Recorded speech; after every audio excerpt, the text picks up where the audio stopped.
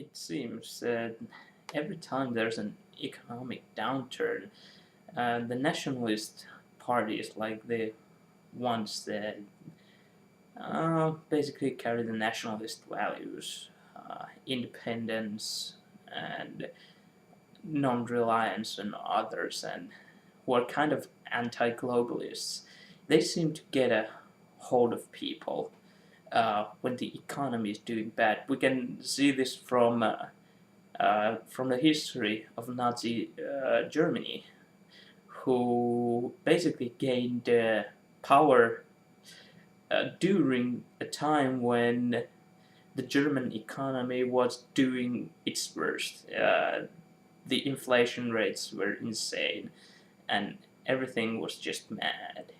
I think it's mostly because you can easily blame foreigners and the international markets for your country doing bad. But it's funny how now, today, we have basically all the economies of the world doing not so well. I mean, they're not doing bad. We're still pretty rich and doing well. But still, there's like this idea that when you're doing bad, it's somehow the foreigner's fault. And that kind of gives rise to the uh, anti or uh, immigration critical movements. Like in Finland, perussuomalaiset, which is basically called basic Finns, like traditional Finns, they have Christian values, kind of traditional Christian Finnish values. And then there's Sverige Demokraterna. They're from Sweden, and they just gained, like, I think it was 21 uh, seats in the Riksdag, which is basically the governing body of Sweden. And same is expected for the basic Finns or traditional Finns. It's kind of hard to translate. Maybe traditional Finns would be the best translation. I'll use that from now on. And it seems so that the Finnish politics has usually followed the Swedish politics kind of closely, at least when it comes to the left-right separation. These nationalist parties really don't fit to the uh, communist capitalist line too well, though they always claim to hate communists, but they still usually hold some socialistic values, which I find kind of ironic.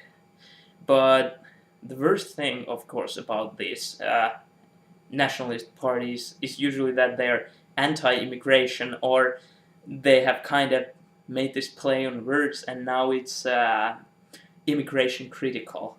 But this can be seen in the US Tea Party movement too. They're like batshit crazy about this shit about Mexicans coming in the US and other Christian traditional values, like being against homosexuals getting the rights of adoption. Some go even further, like saying that homosexuality should be illegal. But the stances of most of these parties is just that it's okay to be gay as long as you hide it from everyone else and you submit to some regulation, which is not all that different from Nazi Germany, in the sense that, well, they meant that you probably lost your life, but still the reasons are pretty much the same. They don't change. The truth is that the people who are discontent are usually the ones who end up voting, and that's how we end up with, well, the nationalists gaining power in Europe especially. We have a long history of fighting each other, and now that we're kind of doing cooperation, not in the same level as the United States, of course, because the states are actually united. The European Union is a conglomerate of countries more than a union of any sorts. It really doesn't have a constitution, at least not yet, or central government, or any kind of military force that could kind of affect, except that military force that the European Union countries give it. But still. Um, and these people, these nationalists, are usually against belonging to the European Union because they feel like they've lost the right to be independent, especially now that there has been some problem with immigration from the poorer countries, like not really immigration, but people coming to beg to different countries. Now it's visible to everyone that we kind of have a problem, though I don't see it as much of a problem. But France already took the first steps, and it put out all the Roma people that they felt were connected to criminal activities, and like basically made a purge of Roma people. The problem with these nationalist movements is that they are populists, basically. So they say the popular things, and I'm kind of interested in seeing what that will do when they may enter the actual highest forms of government, like ministries and such. They become ministers, and I'm just kind of aching to see how they deal with, because it's easy to rise to power, but actually holding on to your power, that's the tricky part.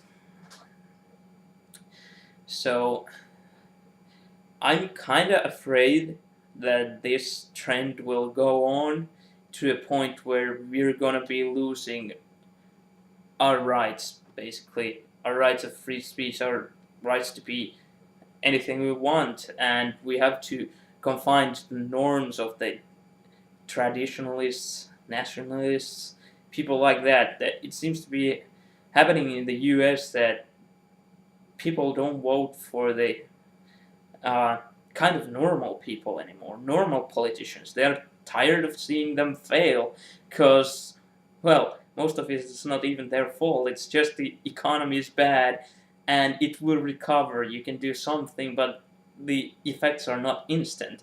So they're kind of pissed off, and now they're going for the Tea Party movement candidates that seem kind of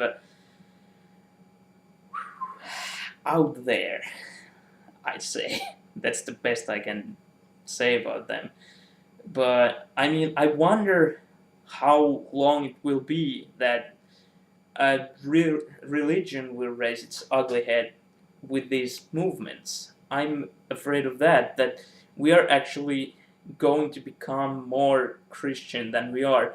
Finland is actually a really secular nation, even even though it has a national church, the Lutheran Church of Finland. But still, these are dark times. I'm kind of afraid of our next elections results. But I think I'll have to just wait and see. Bye bye.